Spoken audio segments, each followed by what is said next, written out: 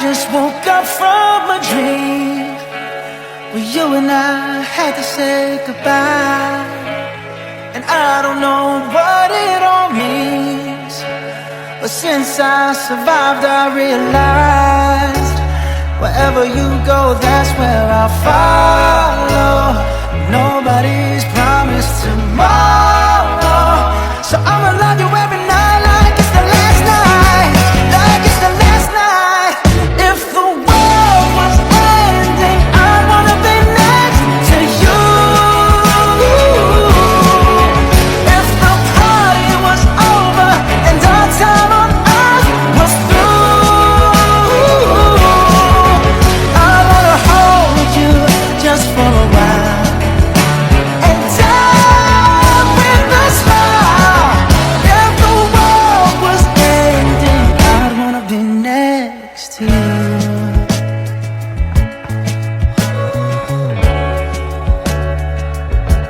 Oh,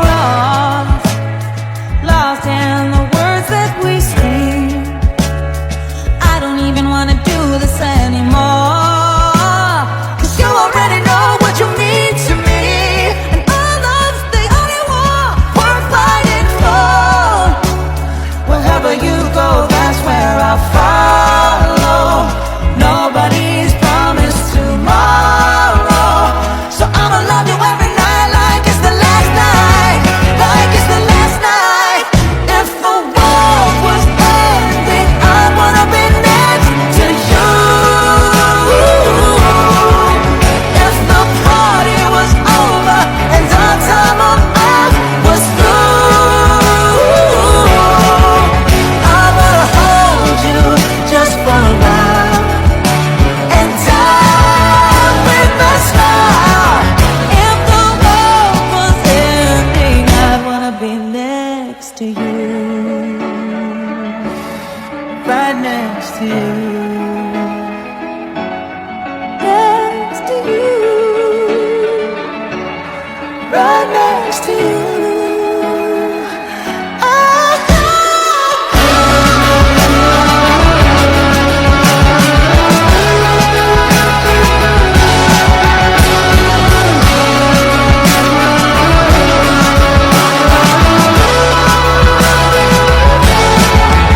If the world was ending, I'd wanna be next to you. If the party was over and our time on earth was through, I wanna hold you just for a while and die with a smile. If the world was ending, I'd wanna be next to you. If the world was ending, I'd wanna be next to you.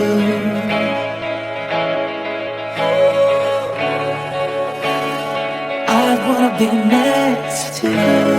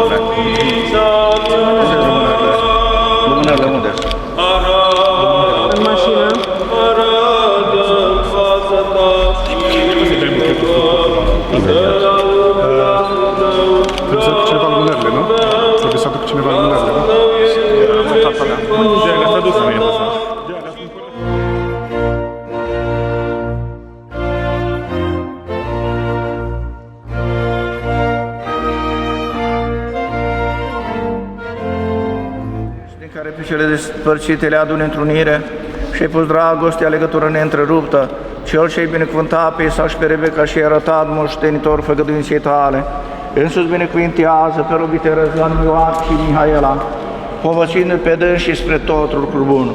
Că milostiv și viitor de oameni Dumnezeu ești și ție slavă înălțăm Tatălui și Fiului și Sfântului Duh, acum și pururia și în vecii vecilor. Pace tuturor! Capetele noastre Domnului să le plecăm.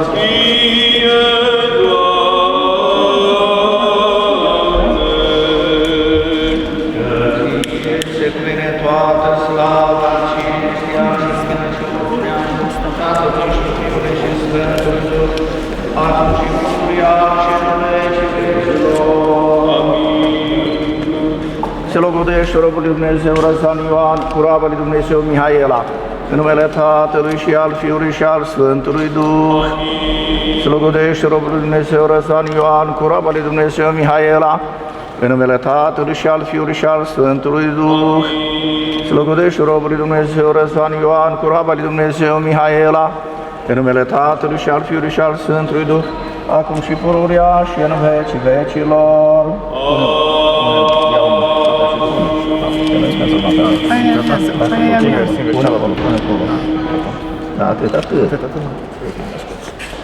Se logodește roaba lui Dumnezeu Mihaela cu robul lui Dumnezeu Răzvan Ioan, în numele Tatălui și al Fiului și al Sfântului Duh.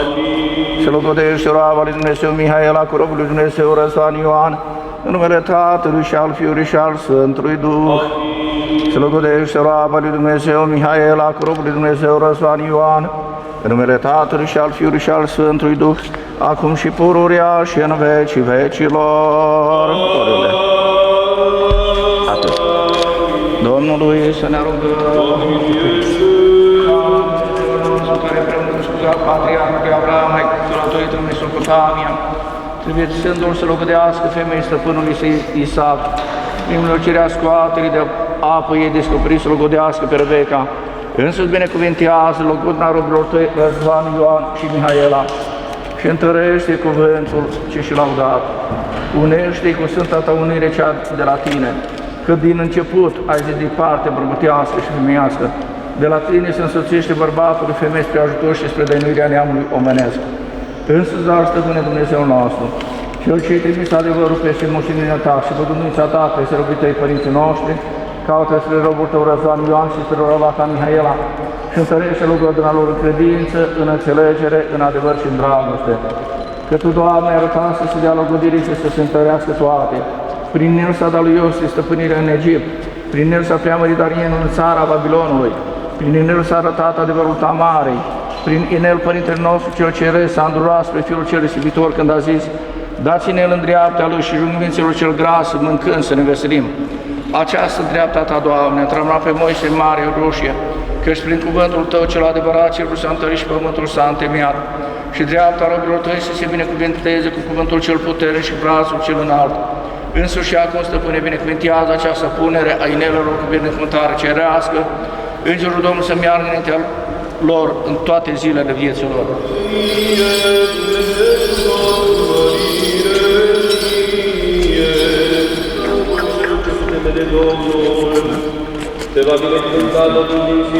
Și nașa iau de la mireasă și pe la mine pe mâna stângă. Și vei vedea fiilor tăi, pace peste Israel, slăvire ție, Dumnezeu nostru, slăvire ție.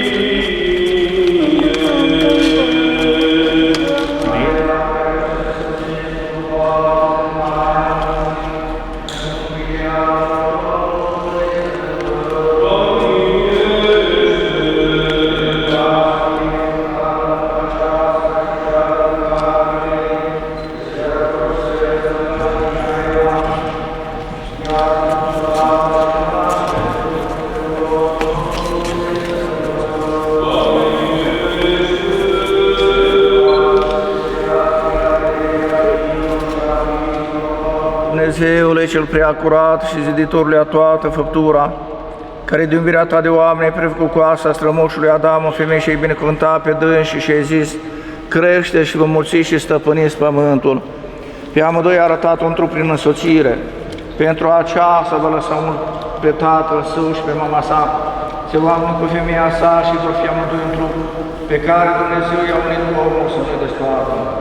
Și nu știu ce mutare pentru Adam și se spune cele sale și le-a putea să nu murmează. Haideți să vedem și ne mântam pe ei. Ai însusit pe Iacov cu Rachila și din ei, ai avut doi și pe patriarhi. Mai însusit pe Iosif cu Asinita și le-ai dat lor prunci și pe Efraim și pe Manase. Ai primit pe Zaharia și pe Elisabeta și le-ai dat la prunci pe înainte mergătorul. Din rădăcina lui Iesei, după ce ai crescut pe pururea Ficioara, și din ea te întrupași și te născut pentru mântuirea neamului omenesc. Pentru negrăitorul tău da și multa bunătate, ai venit în Cana Galilei și nunta de acolo ai binecuvântat-o. Însă, Stăpâne Preasfinte, primești rugăciunea noastră, robilor tăi, precum acolo, așa și aici, fiind de față cu ajutorul tău cel nevăzut, binecuvintează nunta aceasta. Și de robilor tăi, Răzvan, Ioan și Mihaela, viață pașnică, în numele zile, înțelepciune, dragoste unul către altul, într-o legătură a păcii, dar de frunse minții cu viață îndelungată, cum una cea neveștigită a măririi. Învrednicește a vedea pe fiilor lor, păzește viața lor fără bântuială și le dă din roa cerului de sus și de mășugul pământului. Umple casele lor de grâu de vin de unde lemn și de toată bunătatea, să dea și celor lipsiți.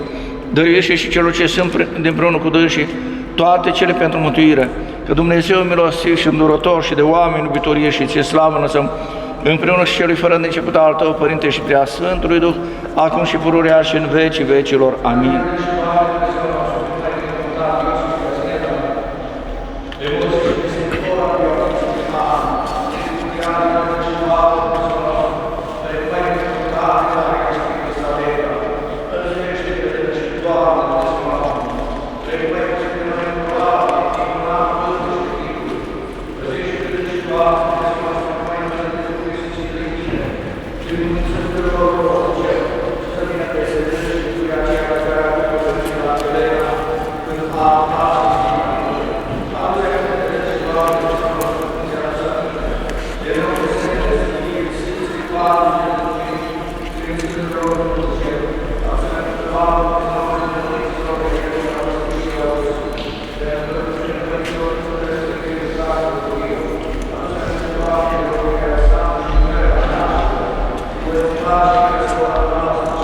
Cel Sfânt, care din țărână ai făcut pe om și din coasta lui ai făcut femeie și însoțitul lui spre ajutor, pentru că așa plăcut slavei tale să nu fie omul singur pe pământ, însuși acum stăpâne, întinde mâna ta din sfântul tău locaș și unerește pe robul tău Răzvan Ioan cu roaba ta Mihaela, pentru că de către tine se însoțește bărbatul cu femeia, unește într-un gând, încununează într-un trup, dăruiește radă pântecelui dobândire de frunși buni, că a ta este stăpânirea și a ta este împărăția și puterea și slava a Tatălui și a Fiului și a Sfântului Duh, acum și pururea și în vecii vecilor.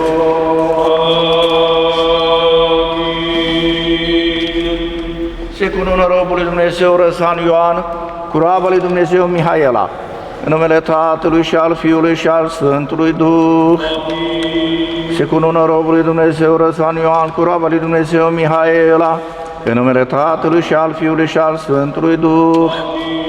Se cunună robul lui Dumnezeu Răzvan Ioan cu roaba lui Dumnezeu Mihaela, în numele Tatălui și al Fiului și al Sfântului Duh, acum și pururea și în vecii vecilor. Pune mâna.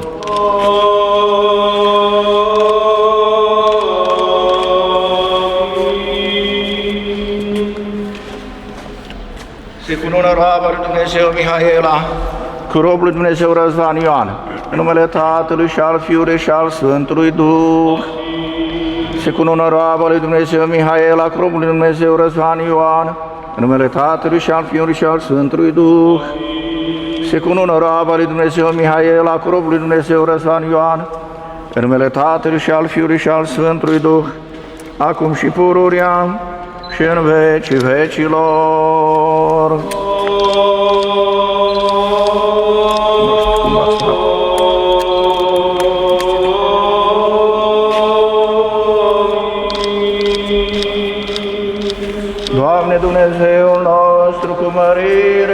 vecește, încununează-i pe dânsii. Doamne Dumnezeu nostru, cu mărire și cu cinste, încununează-i pe dânsii. Domnul Lasă-i al Hristos.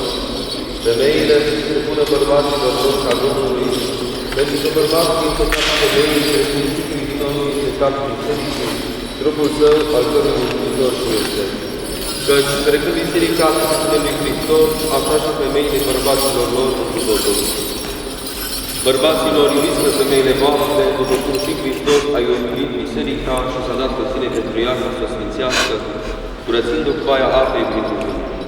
Și ca să o încățișeze fie și biserică slăvită, neavând fapte sau înțelepciune, ori altceva de acest fel, ci ca să fie sfântă și fără de prihană.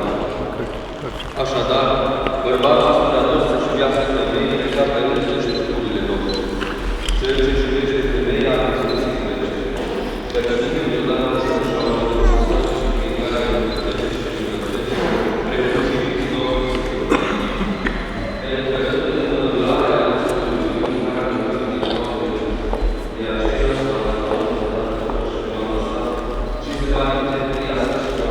Sfânta Evanghelie de la Ioan, citire. Doamne, slavă Ție! Să luăm aminte.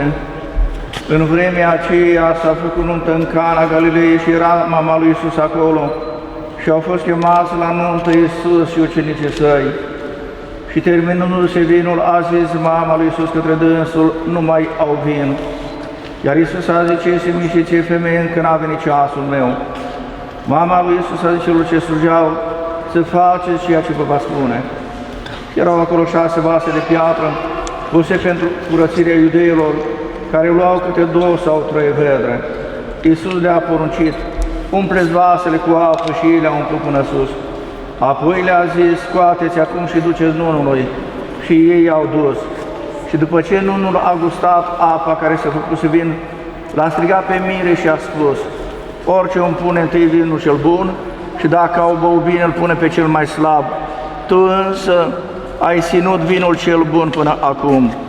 Acest început al minunilor l-a făcut Iisus în Cana Galilei și și-a arătat mărirea sa și au crezut întrânsul ucenicii săi. Faceți-vă cruce.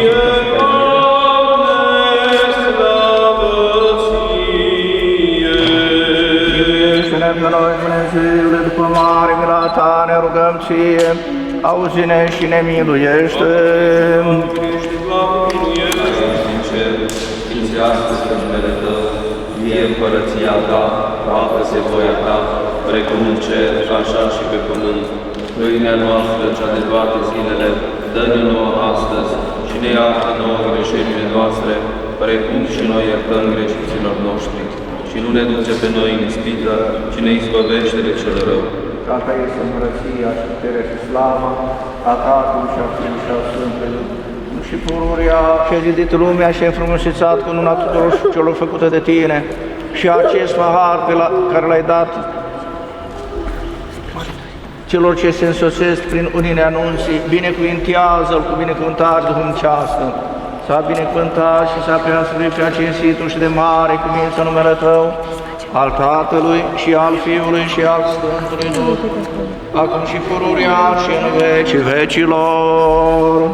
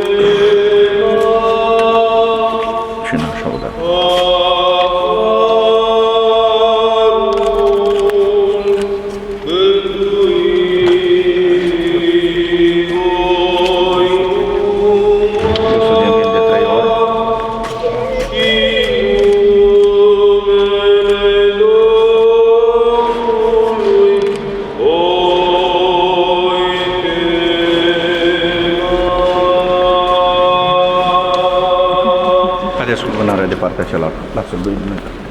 Ixanie nățuiește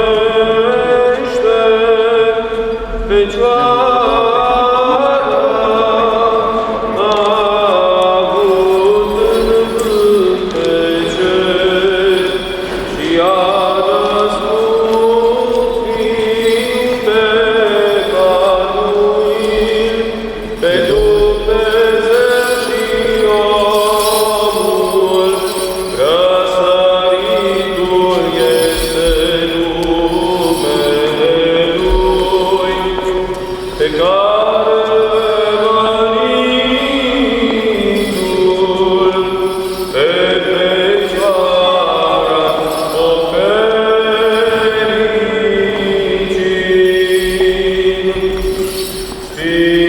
Sfinților mucenici, care bine v-ați nevoit și v-ați încununat, rugați-vă Domnului să se mântuiască sufletele noastre. Mărire ție,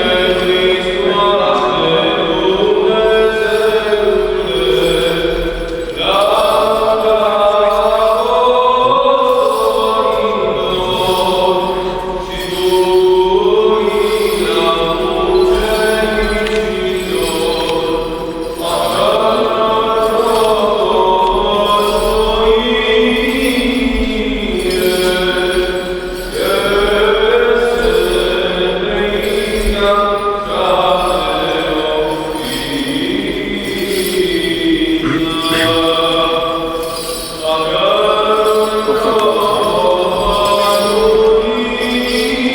și slujirea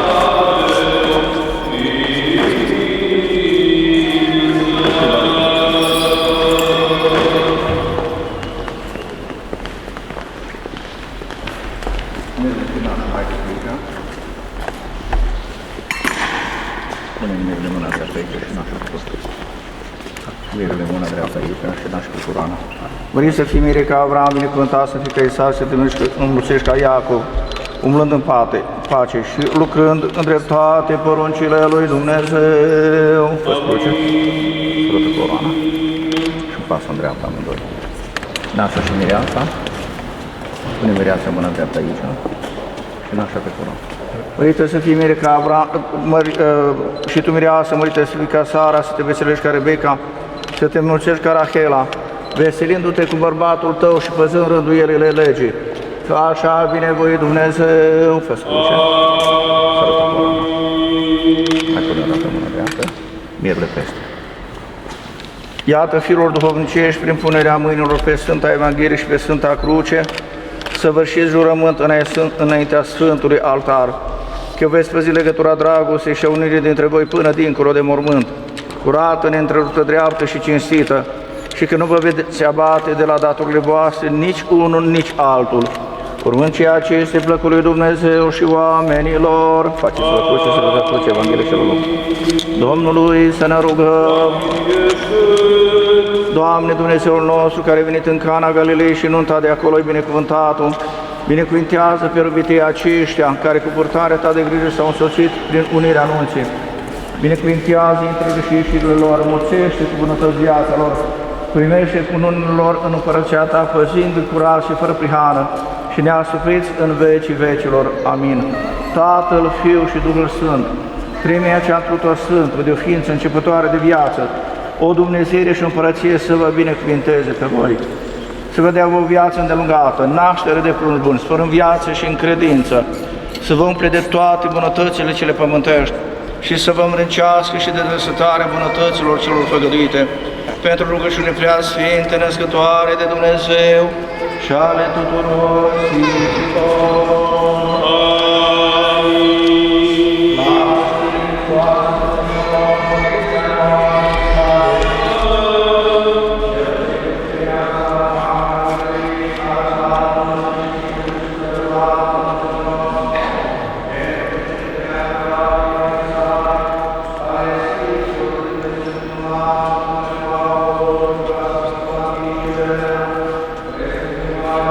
Iubiți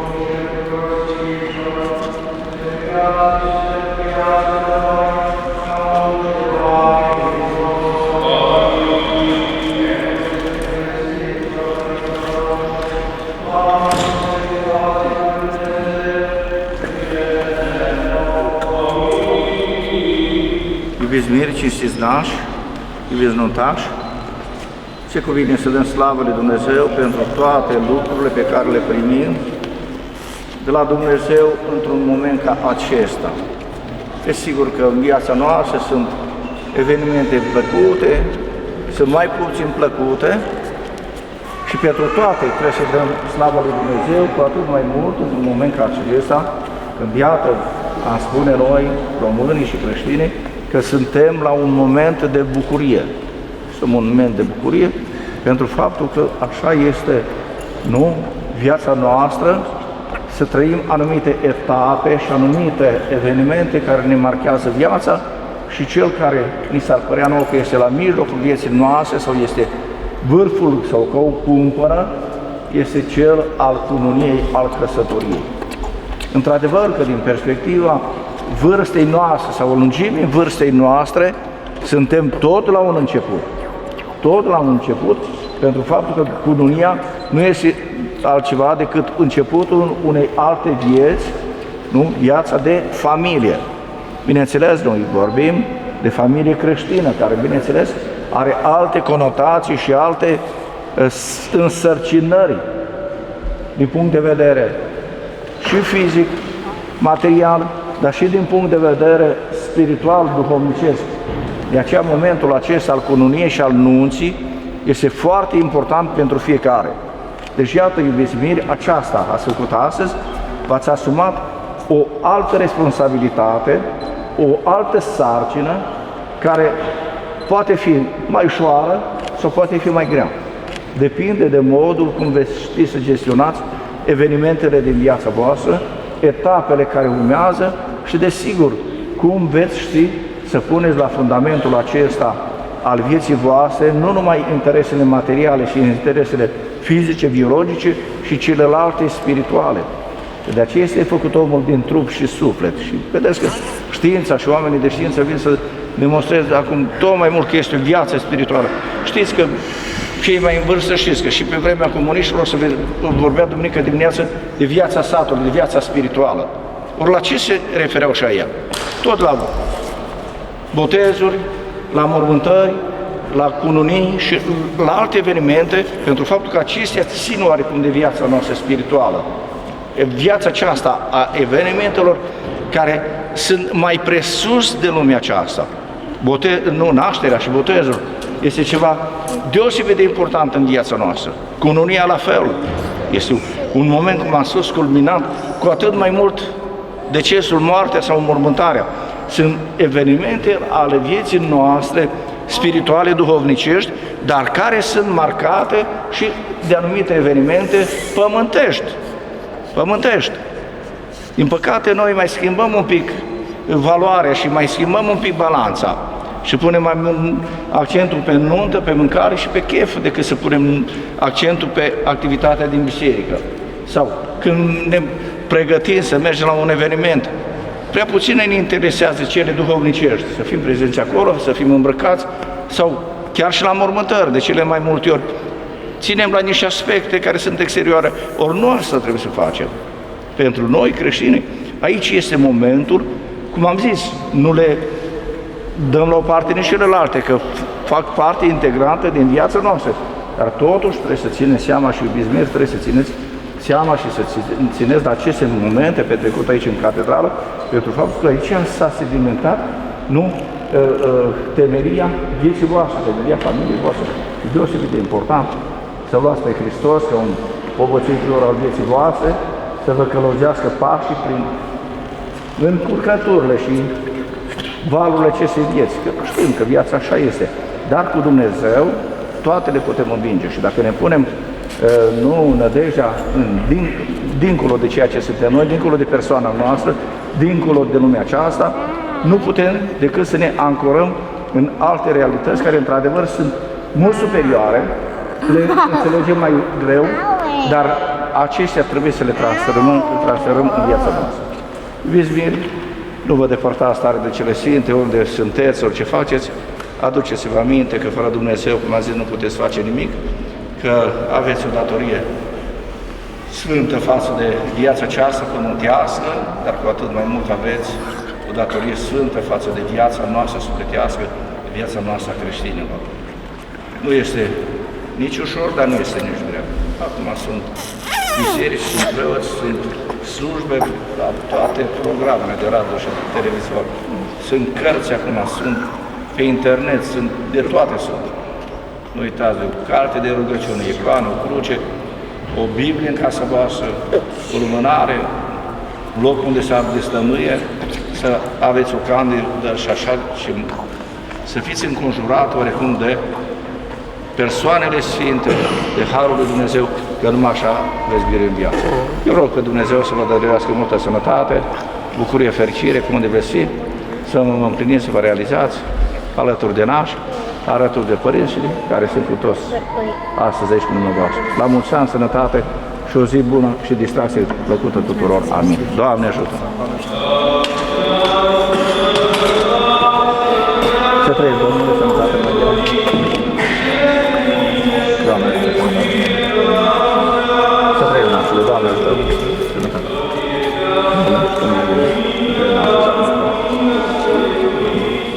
Felicitați-vă, pot fi stinge cu mine.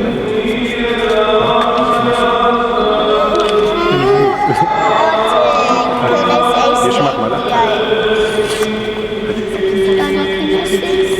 Nu mă pot mișca că e chiar asta că se... Mai simpate. Și voi de-ai.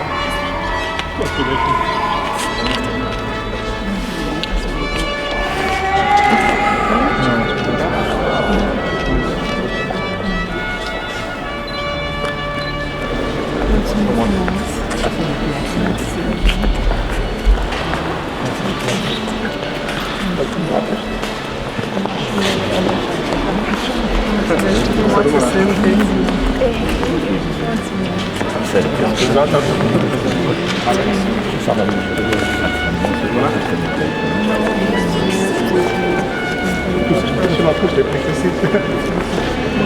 Sărut.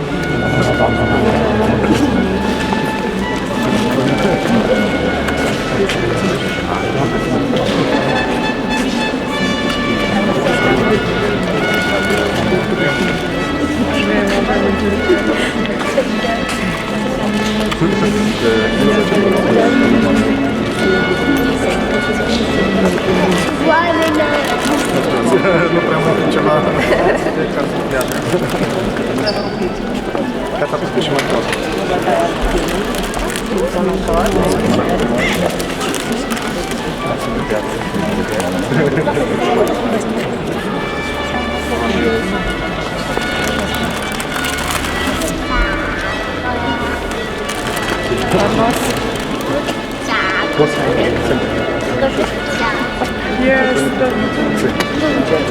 Nu, să aveți casa bună, de sănătate, să dea Dumnezeu tot ce vă doriți, să se împlinească.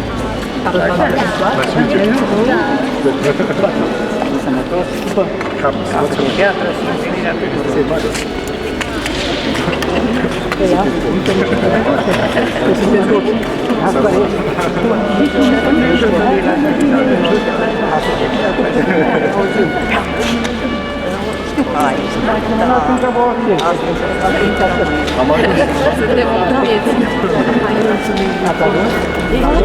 La voi mai avem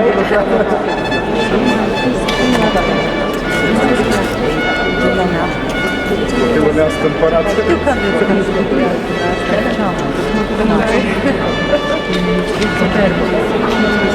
Răzvan.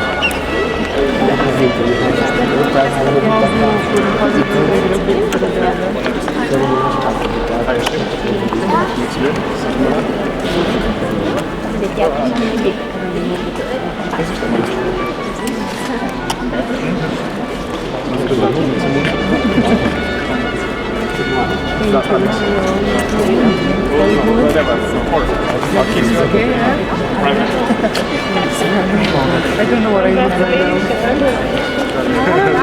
Thank you.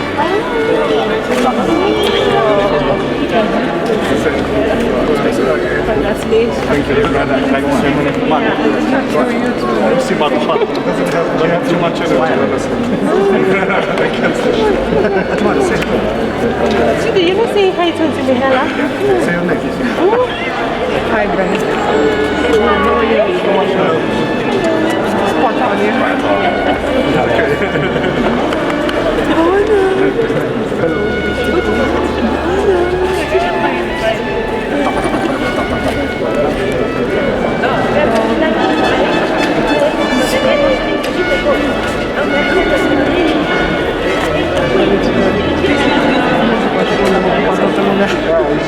De altă treabă.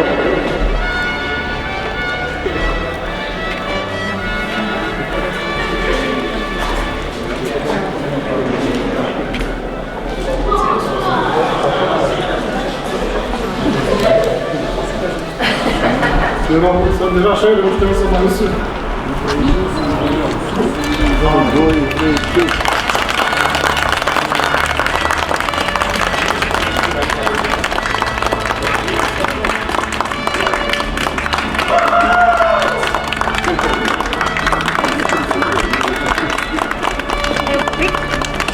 Opriți. Hai. Cum nu mai pot? Nu fiți.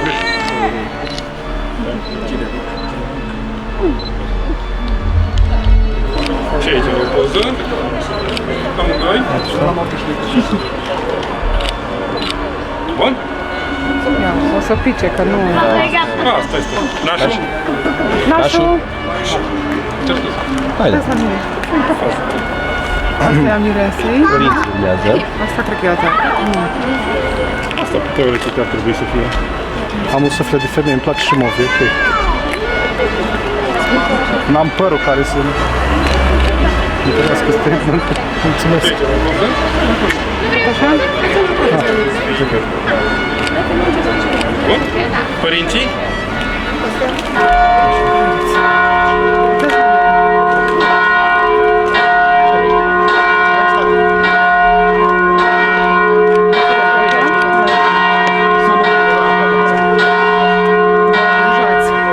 Aici, doamnă.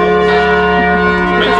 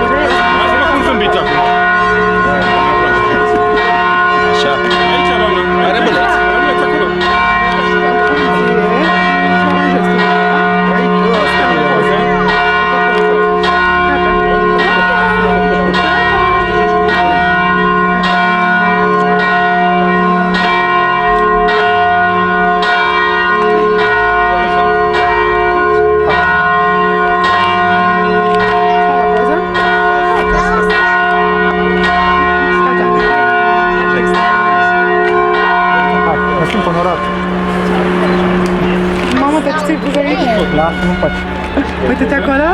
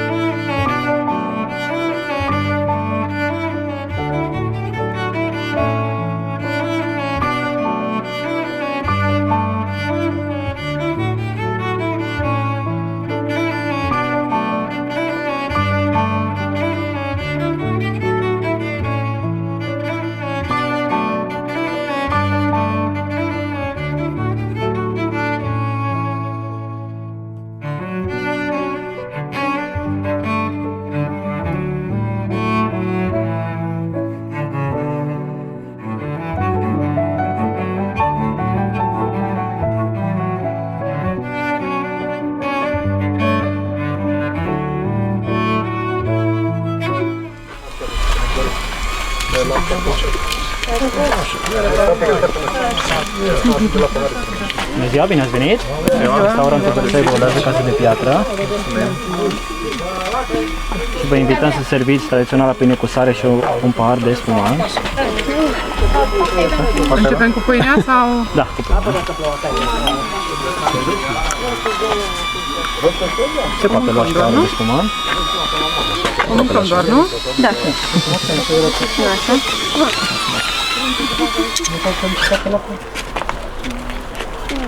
Ce mai zic acolo? Ce mai spune? Mai ce este înăuntru acolo? Ciuparlele. La alergătura sau banii ăsta de tine, nu brite mână. De aici au bine? Mai aproape nu să te rog. Bine? La mine aici, nasul. Îmi cer scuze? Am negociat ceva. Ce să zic? Și după care o să le spargem în spatele nașului acolo. Hai nașa. Chiar acolo, în... Aici înăuntru. Poți să-i dau tare? Sigur. Și noi?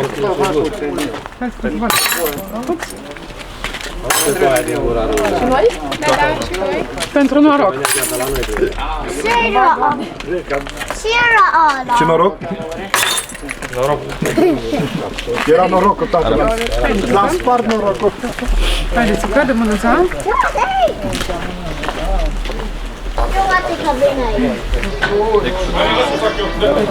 Da.